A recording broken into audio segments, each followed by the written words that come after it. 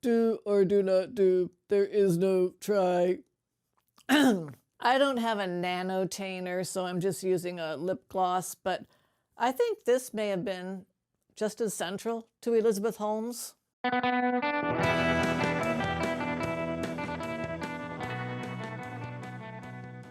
There's plenty of talk out there about Elizabeth Holmes and Theranos, and I'm not going to rehash her story here. You can watch plenty of documentaries and YouTubes, a couple of great books out there. By the time you're watching this, there may even be some dramatizations that are currently in the works. With my interest in language, that's what I want to talk about. This channel, like grammar itself, is ultimately about logic and meaning and accuracy of expression. So I want to talk about the so-called journalists who brought Elizabeth Holmes into the mainstream. Quick brush up anyway, 2013, 2014, Elizabeth Holmes was poised to usher in a new era of preventive medicine. She was a prodigy who was going to disrupt medical diagnostics. She had dropped out of college at 19, billionaire at 30. Plus, she looked like this. Fast forward a few years, her technology was revealed to be bogus, company went bust, her net worth is zero, and now she even faces prison time. So back to the so-called journalists. Roger Parloff was the guy who brought her into the mainstream in June 2014 with a cover story for Fortune magazine. 6 months later, Ken Auletta of The New Yorker wrote a similarly adulatory piece about her for The New Yorker, and she was interviewed by several eminences, including Charlie Rose, Salman Khan, only for her entire enterprise to go up in flames when a whistleblower went to talk to John Carreyrou of the Wall Street Journal. But I'm saying the whole scandal was staring right out from between the lines in those very first fairy tale versions of the Theranos story. I read the Fortune article when it came out, picked it up in a doctor's office or something. I was attracted by the cover. Good job, Fortune magazine. But as I was reading it, I started flipping back and forth and rereading because I thought I had missed the whole point of the article. I just didn't see this revolution that Parloff was writing about. In fact, a couple of big things were missing, but let's just start with this revolution. Elizabeth Holmes was saying, systems like this could completely revolutionize how effective healthcare is delivered. I don't want to make an incremental change. I want to create a whole new technology, and one that is aimed at helping humanity at all levels. And this was going to come through changes in blood testing. Holmes had three main innovations. The first was to move the needle, literally, from the inside of the elbow to the fingertip.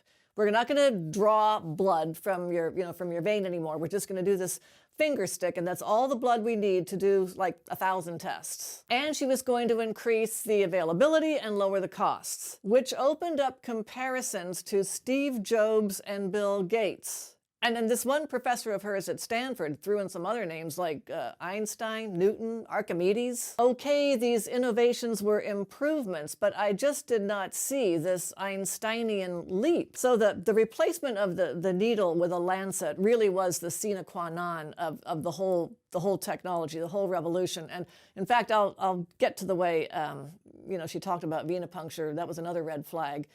Later on, but she was always seen posing with this nanotainer.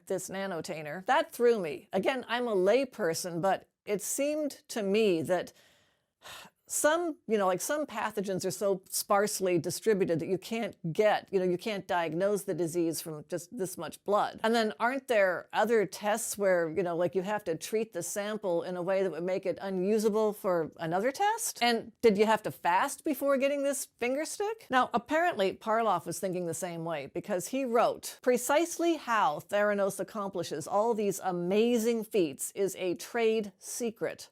Holmes will only say that her company uses the same fundamental chemical methods as existing labs do. Its advances relate to optimizing the chemistry and leveraging software. That paragraph screams, push harder, Parloff.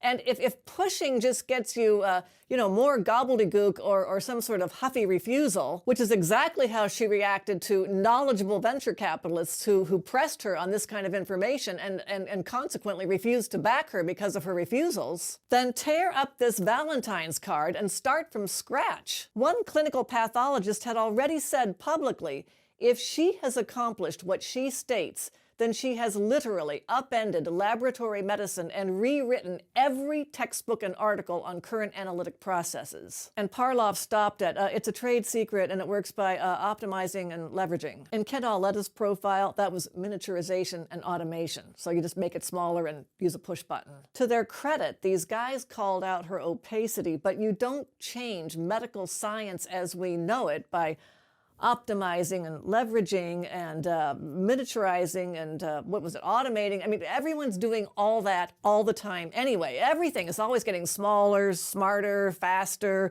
more democratized, more linked in. This is the point where you look for the other side of the story. This is the point where you seek out disinterested, knowledgeable skeptics and ask them about this genius who's going to square a circle and make 2 + 2 = 5, all by jumping on prevailing trends or by summoning the power of Yoda. She was big on Yoda. Do or do not do, there is no try. One of her former engineers pointed out that these quaint exhortations are completely ineffective at changing the laws of thermodynamics. Where these writers do raise critiques, it's from interested parties, regulators, competitors. And it serves more to depict Elizabeth Holmes as this David fighting off these vast bureaucratic and institutional forces. There are logistical challenges and this controversy about her validation tests, which again boils down to another legality, and the more general controversy of prescriptionless lab tests. But no clinical pathologist or medical technician who sees through the whole thing, and they were out there. The other side of the story was out there in plain English waiting to be written in. For one thing, the girl scientist hero who did emerge from the Theranos story, Dr. Phyllis Gardner of Stanford, said that there were people all over town who knew that Elizabeth Holmes's technology was bogus, and Dr. Gardner herself had rejected Elizabeth years before because she suspected her abilities and even her intentions. And 7 months before Parloff's article, back in November 2013, Dr. Eric Topol had interviewed Elizabeth for a publication, an industry publication called Medscape. Available online, pops right up in Google. And Topol's interview, another Valentine's card, go figure, immediately drew several dozen critiques, strong critiques, from medical experts, sitting in plain sight with prefixes, names, titles. That's what I was looking for in these articles when I read them back in 2014. And what's really odd to me is that Auletta interviewed Dr. Topol. Did he not read his article or the reactions to it? I don't get it. Another thing that could use a touch of science that came to my mind when I was reading these, how many life or death diagnoses depend on blood analysis anyway? I don't know. Ken Auletta simply says, blood analysis is integral to medicine.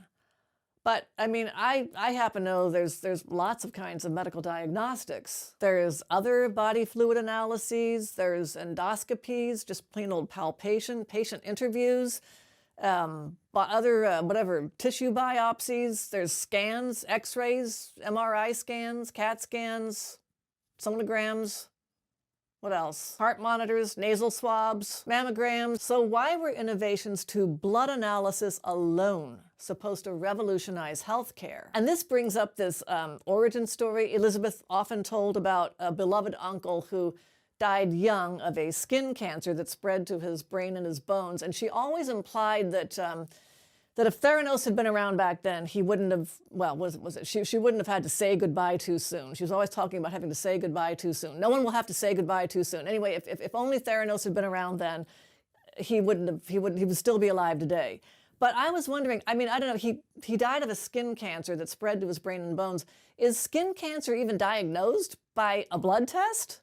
Is any kind of cancer, I mean, except for leukemias, of course, but lymphomas, sarcomas, carcinomas? But enough of the science. Let's get to another red flag, language. The concept of sticking a needle into you and sucking your blood out, Holmes says, has always been profoundly disturbing to her. That's how she talked to Parloff, and go catch her on some of these YouTubes and documentaries as well. Stabbed by a big needle, tubes and tubes of blood, torture experiments, sticking large needles over and over into someone and draining out so much blood while they're watching this blood being sucked out of them that you basically debilitated them.